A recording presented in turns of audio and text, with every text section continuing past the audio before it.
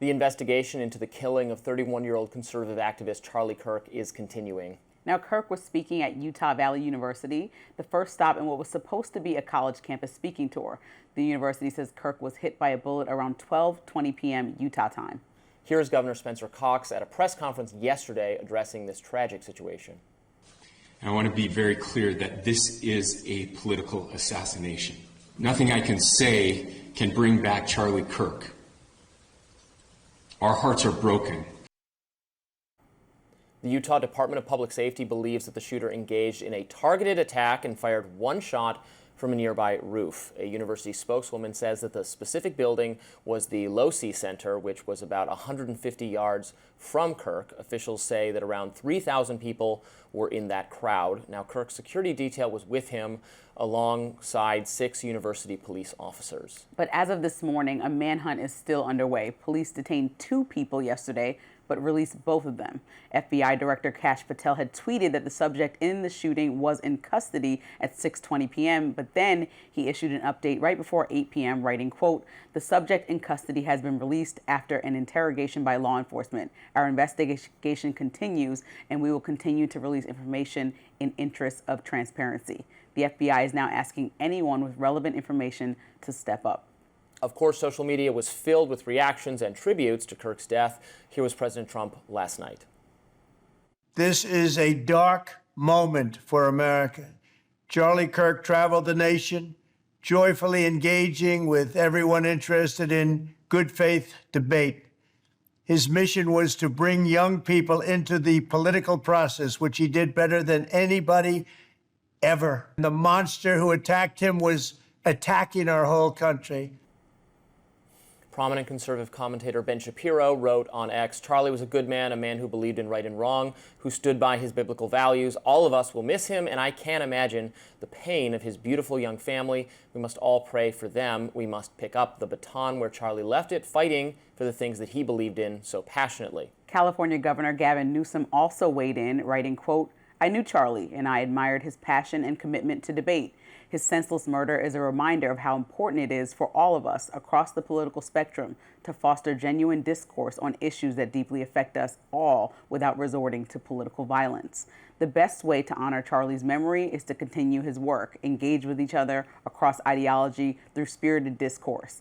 In a democracy, ideas are tested through words and good faith debate, never through violence." Indeed. For me, there's no world in which I watch a video like this, regardless of who's speaking, regardless of where they fall on the political spectrum, and are not extremely disturbed. I think it was just disgusting. I hope that the criminal that did this, who should be called all the words like a thug, somebody who did this should be arrested and caught immediately. I think that when you talk about what college stands for to me and why I argue so hard about things, and I don't want to change the topic into this, but argue for things like Harvard having free speech, free political speech, specifically when it makes any party uncomfortable, is because it is the place where ideas are breeded and discussed on purpose to leverage that to become people who affect our policy, business, both private and public in the future. And so when he's going to a college to talk to, inspire, or disagree with other young people, this is a terrible situation to happen that also creates this tone of fear in a place that's supposed to be completely free for thoughts like this. And there was even a petition, I think almost like 892 people signed it, close to 1,000 that didn't want him to come. But the university was like, it doesn't matter because it doesn't matter, we hear you, but we are allowing us to be a free speech institution. You get to object, but you get to object and come. And some people still came there, and you heard from people who were in the audience. There were people who disagree with him and there just to hear about some of those disagreements. But no political view should make you want to see someone die. And especially as somebody who's a mother, I believe he has a 2- and 4-year-old, and the audience can correct me if I'm getting those ages wrong. But as a mom, he has young kids and a wife. And so to me, it's just tragic to see somebody like this be killed in this way. And I just can't imagine anything other than just feeling disgust and wanting the criminal that did this to go to jail. Well, and frankly, to quite literally see it, because the video footage of it was on social media, and I'm sure many of the viewers watching did this as well, without knowing what kind of state he was in. You look for the videos, just not out of morbid curiosity, but because you want to know what kind of condition he's in. The video was graphic and appalling, and made it clear that and this was there's a whole very conversation serious about kids watching this video. Yeah, on social media, everyone's right. to see the video. And what I was going to say, and it follows a news cycle in which many of our same viewers, probably myself and yourself, but felt some obligation to watch the murder of the Irina Zarutska on the train, just to better understand what happened. It feels like I've been watching a lot of death lately, and it's very desensitizing and alarming. So my feelings and sympathy go out to everyone in the audience who's had that same experience.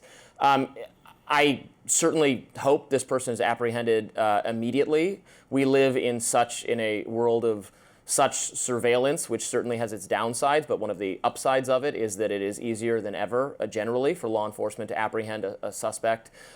In this case, they got Luigi Mangione in a couple days, I think. So we're certainly expecting and hoping that will be a similar case here. I know there's already videos of showing someone on a roof, in the vicinity, and they have some general knowledge of how this transpired.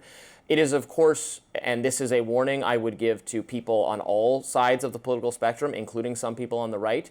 We do not know why this happened yet. You can, of course, make assumptions, given Charlie Kirk being a high-profile conservative activist. But, of course, Trump was targeted by an assassin during the presidential campaign, and that person turned out to be a kind of psycho without a very clear, discernible political agenda. I don't want to say he has no political agenda. Right. The shooter of Gabby Giffords years ago did not have a clear political agenda. He was just a psycho. I'm not trying to be naive and say this person, I know for certain they don't have an agenda. We don't know. We don't know anything yet. So if you're going to start spouting off on how they are out to get you or us, there's not a they. There's also it's not, or already want to get into, this is why guns is bad, this is why rhetoric is bad. An individual is responsible for this. A person decided to do this. That person will be brought to justice, and then we will better understand why and how this happened. But let's stay squarely focused on the person for now. We don't need to do speculation or try to turn this into a them versus us. I don't know who the us is, and I don't know who the them is. Well, I know who the us is. I don't know who the them is. Right. So just cool it for now is what I would say. And I say, like with Minnesota State Representative Melissa Hortman, that was killed in a political violence that could be directly connected to somebody's feelings on politics, or Nancy Pelosi's husband being attacked in the way that he was brutally.